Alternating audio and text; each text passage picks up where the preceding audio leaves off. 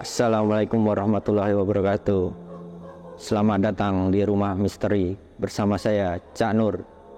Kita kedatangan narasumber yang hadir di sini. Silakan perkenalkan diri dengan Bapak siapa? Saya dengan Abdul Karim.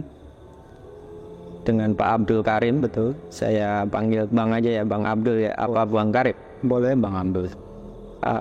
Apa kira-kira yang garis besarnya yang akan disampaikan, Bang Karim? Itu kejadiannya, garis besarnya adalah kejadian di rumah orang tua. Itu kejadian yang lihat di luar nalar. Jadi kejadian sering terjadi itu, banyak kisah-kisah yang di luar nalar. Seperti itu.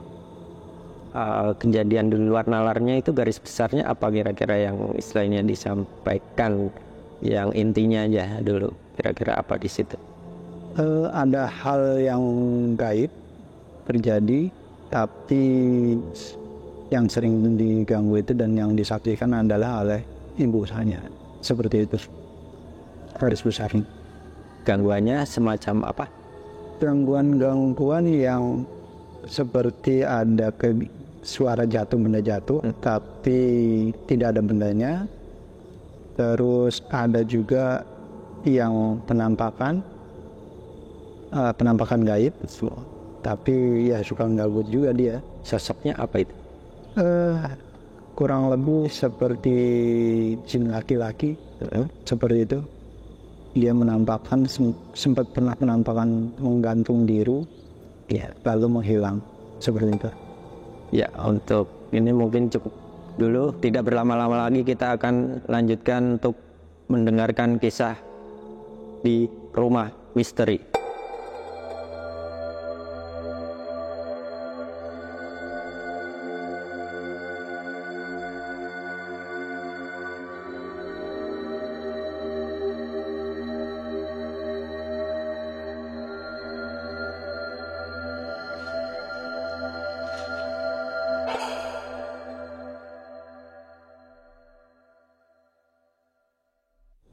Silakan Pak Bang Karim, ceritanya. Ya, itu kejadiannya waktu saya masih tinggal di orang tua. Waktu kecil itu kejadiannya itu setiap malam. Setiap malam itu dia ada gangguan-gangguan seperti suara benda jatuh, seperti satu karung beras itu jatuh di atas rumah, di atas genteng. Bunyinya menurut ibu saya itu kencang suaranya, bahkan kayak genteng pecah.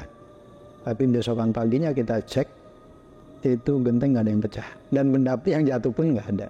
Suaranya kencang banget. Suaranya kencang.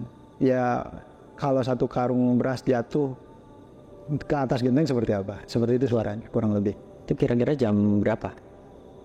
Itu kejadiannya kisaran di atas jam 11 malam. Itu sering terjadi? Sering. Itu menurut ibu itu sering banget, bahkan sudah hafal gitu kan. Bahkan antisipasi sama ibu itu adalah kita siramin air cucian beras dicampur sama bangle, bahkan kita sempat doa-doain gitu, kita siram ke atas rumah itu, seperti itu. Terus ada lagi kejadian yang di luar nalar itu.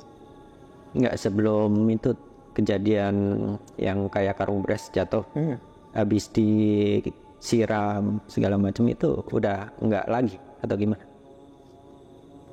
Di awal setelah disiram itu mungkin belum ada kejadian terulang kembali ya, tapi sekian hari berganti Begitu lagi. ada lagi, seperti itu. Tapi itu waktunya agak lama lah, kurun waktu jedanya itu berapa? 1 bulan sampai apa tahun? Bisa 6 bulan ke atas kejadiannya. Setiap kali berulang setelah 6 bulan. Ya seperti itu. Itu hanya ibu aja yang bisa mendengar yang benda itu jatuh. Cuman dari keterangan ibu, apakah kejadian itu dia ngerasa punya masalah dengan orang atau bagaimana kejadian itu? Mungkin kalau menurut dari cerita ibu saya itu mungkin dari yang dulunya ada mantannya seperti itu. Ya mungkin dari situ kali. Kisah percintaan berarti ya. Ya kurang lebih seperti itu. Dari situ mungkin ada orang yang nggak suka, jadi ya suka ngirim-ngirim yang hal-hal gaul seperti itu. Mungkin cintanya waktu itu ditolak atau gimana. Bisa jadi ada yang nggak diterima sama mantan, jadi dia nggak kesampaian, akhirnya mengirim hal-hal yang baik. Bang Karim masih kecil atau udah dewasa? Masih kecil, umur saya tuh sekitar 6 tahun 7 tahun. Oh, masih kecil. Nah di luar itu juga ada kejadian selain itu. Itu kejadiannya udah lama. Jadi kalau ibu itu kan tiap malam takbiran besok mau lebaran kan biasanya sibuk menyiapkan menu-menu masakan ya. Menu makanan, bikin kayak ketupat, bikin kue-kue juga gitu. Nah pada malam takbiran itu yang lain saudara-saudara udah istirahat capek, kalah tidur. Kecuali ibu saya itu kadang-kadang masak sampai subuh gitu kan. Dia kadang-kadang tidur terus nanti bangun lagi lanjut lagi masak. Nah itu ada satu malam ini pas malam takbiran, jadi yang lain udah terlelap tidur.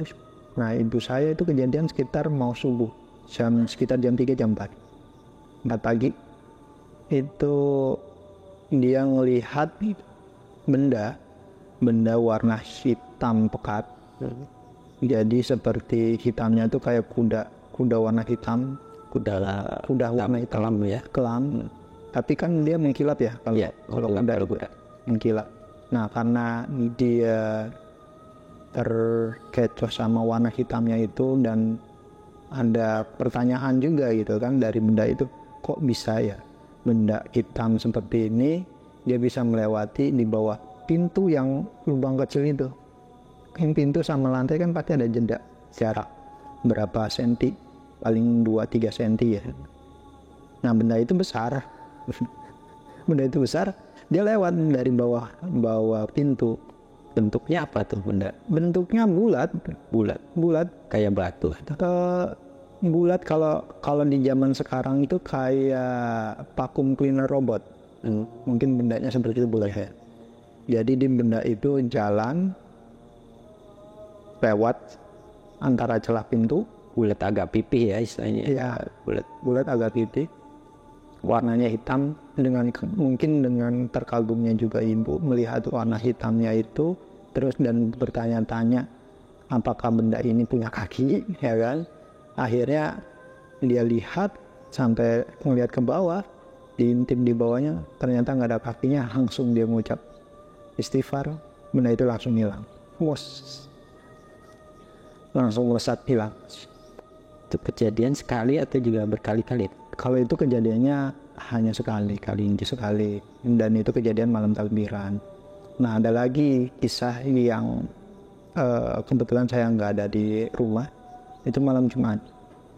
Jadi ada kakak saya itu kakak laki-laki, sayanya lagi ada di masjid yasinan kan sama anak-anak pengajian temen. Nah itu saya pulang dari setelah yasinan dari musola itu, orang rumah pada tegang gitu kan. Cuman saya nganggapnya nggak terjadi apa-apa gitu. Pas setelah saya udah masuk dan baru ganti baju, baru dari pihak keluarga ada yang cerita. Itu tadi abang tuh di atas teriak-teriak gitu. Teriak-teriak kenapa? Dipegang sama almarhum bapak saya tuh, ditarik, gak bisa.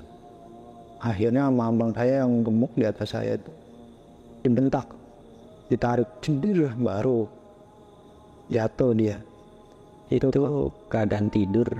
Keadaannya dia habis makan. Habis makan sore, habis maghrib Dia habis makan itu ceritanya nyari mungkin gerah di bawah, dia naik ke atas. Waktu itu memang ada tempat balkon buat jemuran. Nah di atas itu dia sendirian. Habis makan mungkin ngopi gitu kan. Ngerokok di balkon. Dia ngerokok itu sambil lihat-lihat pemandangan bintang di atas. Nah dia dari hadapnya dari ke arah selatan berubah ke arah barat. Yang ngadep barat itu dia pikir ada lampu pesawat gitu kan, lampu pesawat, tapi lampu pesawat ini lama-lama mendekati dia gitu.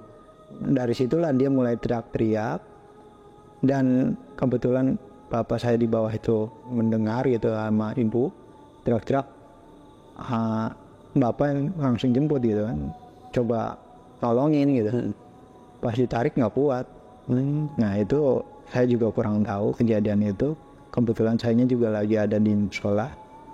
Ya ketolongnya itu. Jadi 2 orang baru ngebentak, narik baru bisa. Kalau enggak saya juga kurang tahu. Itu dari saudara laki-laki. Kakak atau adik? Kakak. Oh kakak. Berapa bersaudara sih? Saya 6 bersaudara. Jadi saya ini anak keempat. Yang pertama laki-laki, yang kedua perempuan, yang ketiga laki, keempat saya. Ya kejadian di Bang Baran itu waktu di rumah, apakah cuman abang sama ibu yang sering ngalamin atau semua keluarga yang lain juga? Yang ngalamin sering itu ibu sama kakak perempuan. Kalau saya ngalaminnya itu lewat mimpi. Jadi kejadiannya itu kalau misalnya habis sholat isya, biasa kan mungkin capek ya tidur. Nah dari situlah dia muncul dalam mimpi saya. Biasanya saya dalam mimpi itu berantem sama si makhluk ini. Sosok apa itu yang keluar dalam? Lebih seringnya sosoknya putih, perempuan, rambut panjang. Lebih sering itu. Kalau mungkin biasa di sini mah banyak orang nyebutnya mungkin kunti ya, seperti itu. Nah itu yang biasa saya bergelut sama makhluk itu. Sering kalau pas tidur? Kalau sholat isya, iya. Lebih seringnya itu kejadiannya anehnya itu kamar ibu. Lebih seringnya di situ. Jadi kalau misalnya habis sholat isya, saya ketiduran, langsung ketiduran, pasti nggak lama pasti dia itu. Berarti kalau pas habis isya ya tidur, ya nggak lama ya itu ya, kisaran jam 9 mungkin ya. Nggak tengah malam itu jam 12 jam. Itu sering kejadian. Pokoknya habis sholat isya pasti ada.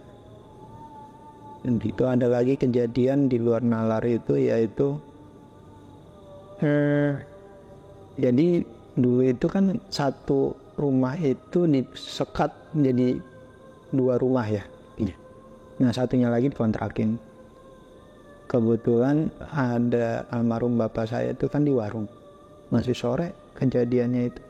Nah jadi ibu sama orang yang ngontrak itu lagi istirahat, sender-senderan gitu kan, lagi pada ngobrol. Iya. Disangkanya itu ada bapak saya pulang, padahal bapak saya belum pulang. Terus selang nggak berapa lama bapak saya pulang. Yang menjadi pertanyaan adalah yang tadi lewat siapa? Seperti itu. Memang sering itu kejadian di rumah ini. Bahkan sampai sekarang merinding saya. Nah itulah. So, tapi pernah saya jadi waktu itu penasaran ya, kok bisa sih rumah ini sering diganggu gitu. Iya. Jadi pertanyaan jadi saya waktu itu mencoba untuk ketika malam-malam sama teman pengajian, kita coba melek sampai pagi, tapi ya mungkin belum ini juga ya, belum mapping kita ngelihat, jadi nggak ada kejadian apa. Ya itu setelah kejadian itu sempat pasti ya ada pikiran kenapa dan kenapa. Iya. Nah, ada inisiatif nggak untuk mungkin syukuran rumah lagi atau apa itu? Pernah itu kalau untuk pengajian pun apa namanya bersyukuran itu udah pernah. Cuman ada waktu itu dari sisi orang tua, ibu itu coba manggil orang pintar. Dan kita nggak tahu ya apakah ini benar atau tidak. Cuman dari sisi orang pintar itu dia coba menerawang, memang katanya di rumah itu memang ada yang ganggu, ada yang ngirim gitu kan. Terus dengan pembuktian dia itu adalah gali di bawah area dapur, di bawah kulkas. Itu dia gali, kita juga nggak tahu, awalnya nggak megang apa-apa dia gali itu kayak semacam bulat, semacam batok kelapa. Awalnya dipegang katanya sih kayak ada gerakan-gerakan dari itu bola itu. Terus mungkin dinetralisir sama orang pintar itu, dibuka, isinya adalah kain putih, dalamnya ada paku, ada kertas, sama jarum. Tuh, nggak ada rambut atau apa biasanya di situ? Ada tanah. Kita nggak tahu tanah apa itu. Biasanya tanah kuburan ya. Biasanya seperti itu katanya. Iya. Yang paling itu aja yang nggak masuk akal ya. Iya. Dan setelah itu udah diambil pun sama. Masih ada aja gitu. Tidak hilang ya? Belum. Jadi ibu itu sering memang diganggu, dan sering yang lihat itu ibu, lebih banyak kan ibu. Itu di daerah mana, Bang? Daerah Tanjung Priok. Cilincing sana ya? Tanjung Prioknya Sungai Bambu. Sungai Bambu. Kalau yang waktu kejadian di Cilincing itu ada kisah lagi. Yang lebih ibu itu lagi main sama saudaranya. Jadi rumah orang tua juga? Bukan, itu rumah saudara dari ibu. Oh, saudara. Jadi zaman dulu itu rumah-rumah kan kebanyakan pakai sumur ya, air sumur. Biar ada sumur di tiap rumah. Nah, ibu saya itu kalau nggak salah dia mungkin lagi nyuci. Menurut cerita dari ibu saya itu ada semacam orang yang ngajak dia, tapi tanpa ibu saya sadarin itu dia masuk ke dalam sumur. Posisi ibu sebelumnya tidur atau gimana? Lagi nyuci. Tahu-tahu nggak sadar ada orang yang ngajak. Tiba-tiba dia nyemplung ke sumur itu. Yang dirasa ibu apa waktu itu? Kenapa ada yang ngajak itu? Dia ngerasanya diajak kemana, jalan kemana gitu? Ya kalau ininya sih ya makhluk gaib ya, kita nggak tahu yang diperlihatkan sama ibu itu seperti apa. Cuman kayak diajak jalan, tanpa dia sadari dia udah nyemplung ke sumur gitu. Jadi kalau habis kejadian itu ditanya pun udah nggak paham begitu jelas. Ya, karena yang dia lihat realitanya nggak begitu. Seperti itu. Yang ngajak siapa itu juga nggak tahu. Cuman sosoknya gimana itu, Bang? Kalau nggak salah itu sosoknya bapak-bapak ya, laki-laki. Jadi diajak tanpa disadarin itu, kalau dia jalan udah di atas sumur gitu kan, tiba-tiba nyemplung. Bapak-bapak tua, kakek-kakek atau masih muda? Bapak tua. Kakek-kakek kalau nggak salah. Ya habis nyemplung itu gimana itu? Nah kebetulan waktu itu saya masih kecil tahu ada ibu yang nyembur, saya minta tolong keluar sama orang-orang yang ada di luar sambil menangis, minta tolong ibu nyembur gitu. Iya. Dan alhamdulillah banyak orang yang bantu. Alhamdulillah akhirnya selamat. Nah itu kejadiannya sebenarnya banyak. Aneh juga. Aneh. Ada lagi yang saya juga ikut merinding. Kalau cerita hal-hal yang gaib Banyak ini apa? banyak.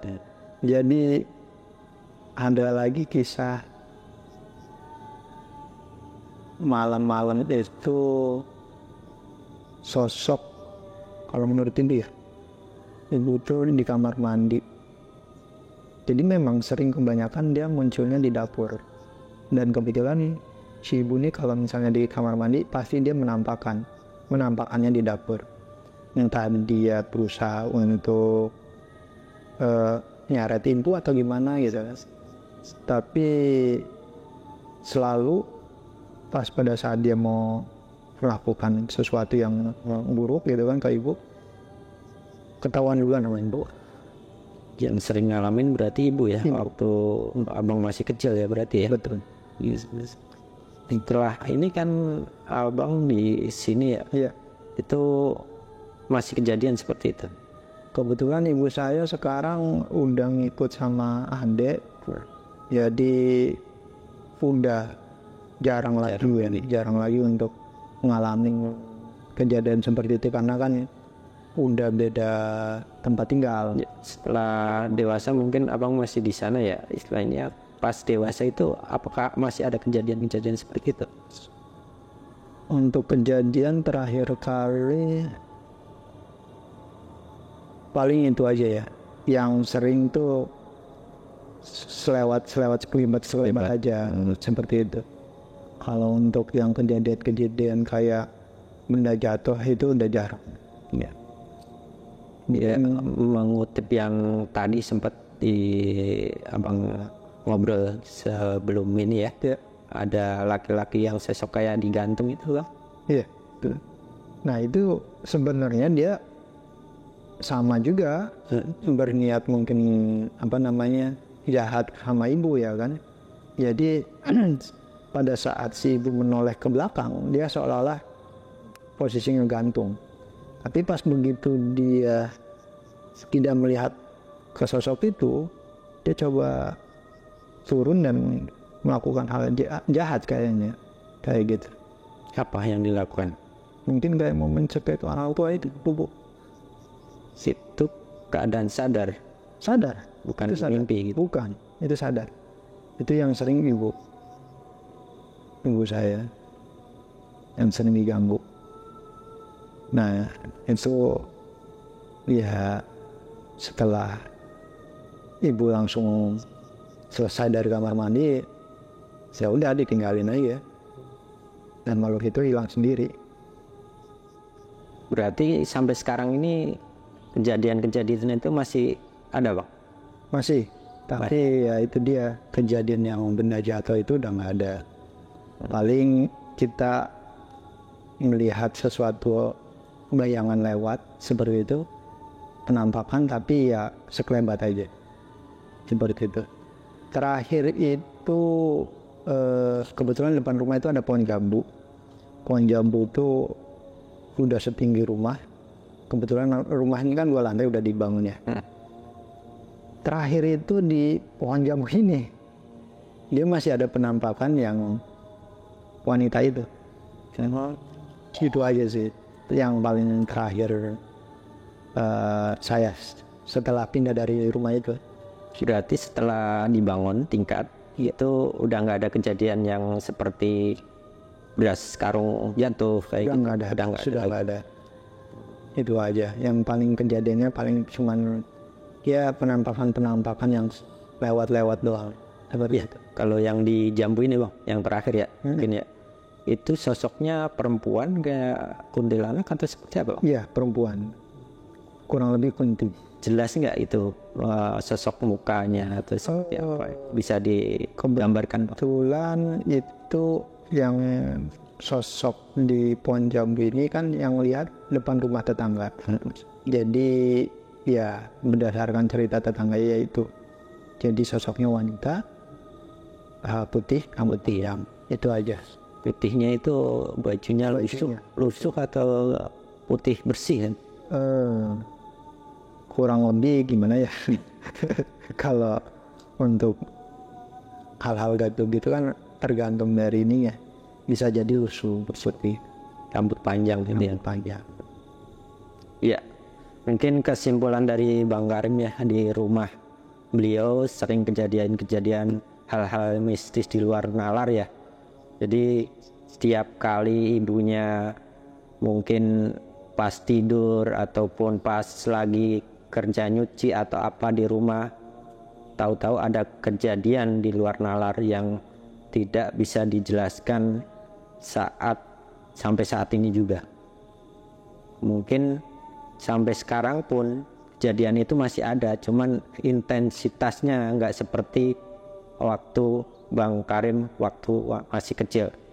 Di kejadian itu selalu berulang, tiap kali habis tidur malam, jam habis Isya, kejadian jam 9 mungkin ya Bang ya. Iya. Jam 9 malam sering rep-repan ya Bang ya. Iya. Rep-repan tindihan ya kalau orang Jawa bilang ya. Betul. Rep-repan tindihan seperti itu. Mungkin lain waktu bisa ngobrol-ngobrol lagi ya Bang, masalah hal-hal yang seperti ini mungkin yang di luar nalar. Jadi untuk diambil hikmahnya, semua kejadian pasti ada hikmahnya, kita ambil baiknya. Pembicaraan kisah ini untuk sekian ya Bang ya. Iya. Nanti bisa disambung lain waktu. Sampai jumpa lagi di segmen berikutnya di Rumah Misteri, Demit Orang Dulit, Setan Orang Doyan.